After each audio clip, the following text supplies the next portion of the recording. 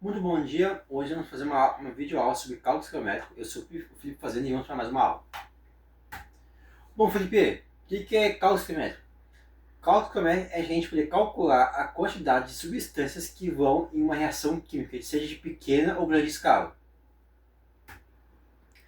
Regras fundamentais para isso. Primeiro de tudo, escrever a equação perfeita. Segunda coisa, balanceou a equação, está balanceada perfeita. Se não está balanceada, tira os 30 e balanceia ela. E a terceira é estabelecer a regra de 3. Simples. Simplesmente uma regra de 3, estou aprendendo em matemática, isso mesmo, em matemática. Bom, temos no cálculo quilométrico nós temos casos gerais e casos específicos. Eu trouxe 2 de cada, porque eu acho os dois, praticamente eu acho esses dois mais difíceis. Vamos para o primeiro caso. Quando o exemplo nos dá em massa, mas que é em número de mols. Não te apavora que é simples e barbado. Vamos por um exemplo. Quantos mols de ácido clorídrico são necessários para produzir 23,4 gramas de cloreto de sódio? A massa atômica do Na é 23, do Cl é 35,5. Nos deu, falou o exercício, falou o problema, já nos deu a equação balanceada, perfeito. O que vamos fazer agora? Não te apavora, que a gente vai fazer o seguinte. Primeiro de tudo, a gente vai calcular a massa molar do NaCl, que deu 58,5 gramas. Feito isso, regra 3.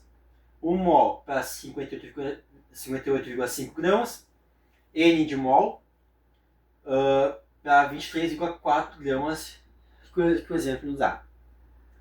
Fez o X, a regra 3, chegamos a 23,4 gramas, dividido por 58,5 gramas, que é igual a 0,4 mol de HCl. Perfeito, barbado.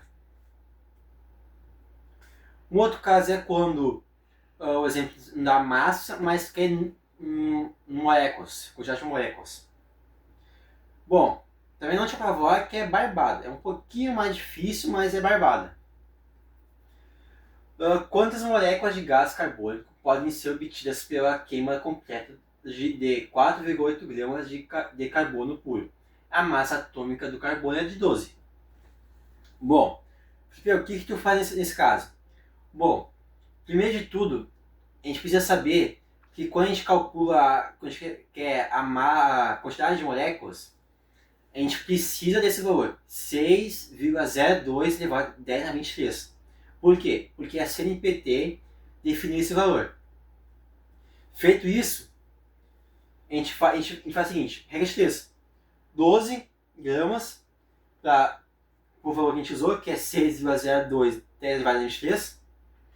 A quantidade que ele nos deu, 4,8, x, feito isso, 1x, regra de 3, 4,8 gramas vezes 6,02 10 elevado a 23, dividido por 12, chegamos ao resultado de 2,4 10 elevado a 23 moléculas de CO2. Bom, também vale ressaltar que não está aqui, mas é mais fácil, mas também temos o caso quando nos dá massa e que é em volume. Que também a gente usa um valor determinado pela CNPq, que é de 22,4. É a mesma coisa. Simplesmente a mesma coisa. Só substitui o valor daqui e daqui. Mas é barbado, a mesma coisa. Casos particulares. Bom, eu trouxe 2 casos particulares que eu acho mais difíceis, que são quando as substâncias impuras. Felipe, o que é substâncias impuras? Bom, são quando há mais de duas substâncias no mesmo componente. Por exemplo, aqui na imagem temos uma pedra onde tem 100 gramas de calcário e 100 gramas de CO3 e 10 gramas de impureza. O que a gente vai fazer? A gente vai calcular essas 10 gramas de impureza. A gente vai determinar qual que é a substância que está ali. Basicamente através do cálculo quilométrico. Simples e barbado. Também temos o caso do rendimento. Que é, um exemplo, vamos considerar que a equação de Ca mais C mais 0,2 reage e dá CO2, certo? Supondo que deveriam ser produzidos 100 litros de CO2, vamos admitir que também que devido às perdas foram apenas só 90 litros fabricados de CO2. Em caso assim, vamos dizer que, bom, resumindo esse problema, quer dizer que de 100 litros de CO2 que deveriam ser produzidos, só 90 foram. Barbado também. A gente vai pegar os 90 litros que foram fabricados e dividir por 100 litros que deviam ser produzidos. Dividiu tudo isso dá 0,9%. Que a gente faz vezes 100 que dá 90%. Barbado. Não tem dificuldade nisso. Bom, vamos pôr mais um exemplo. Utilizando 158 gramas de hidróxido de cálcio, a massa obtida de CaCl, segundo a equação balanceada, é... Bom, ele já nos deu a equação balanceada, perfeito. Eles querem saber quanto de massa obtida a partir de 152 gramas. E é 222 gramas. Por que, Felipe? Bom, já vou te explicar por quê. Vamos lá. Primeiro, a gente vai calcular as duas massas molares que nos deram do hidróxido de cálcio e do CaCl. Calculou isso, tá? 74 gramas e 111 gramas. Feito isso, vamos aplicar a regra de 3, 74 para 111 e 158 gramas que foi dado no exemplo. Faz a regra de 3, chegamos a 1482 dividido por 74, que dá 222 gramas de CaCl. Perfeito? Moleza, né? Mais um exemplo, vai ficar fixo na mente. O alumínio reage com oxigênio. De acordo com a equação química balanceada a seguir, ó, já nos deu a equação, já está balanceada, perfeito, não precisa balancear ela. A massa em gramas do óxido de alumínio foi produzida pela reação de 9,0 gramas de alumínio, com excesso de oxigênio é, bom, 17 gramas, letra A. Por que, Felipe? Já vou te explicar. Bom, primeiro de tudo, a gente precisa calcular o hidróxido de alumínio, a massa molar dele, que deu 102 gramas de óxido de alumínio.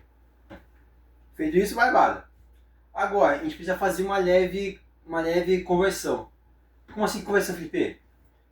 Bom, a gente pode notar que temos 4 gramas de alumínio que reage com 2 gramas de óxido de alumínio. Feito isso, não, perdão, são 4 mols de alumínio que dá 2 mols de óxido de alumínio, perdão. Feito isso, ele faz 4 mols vezes 22 gramas de alumínio, dá 108 gramas de alumínio. E 2 mols de hidróxido de alumínio, que dá 204 gramas de óxido de alumínio. Perfeito? Calculamos. Agora o que a gente faz?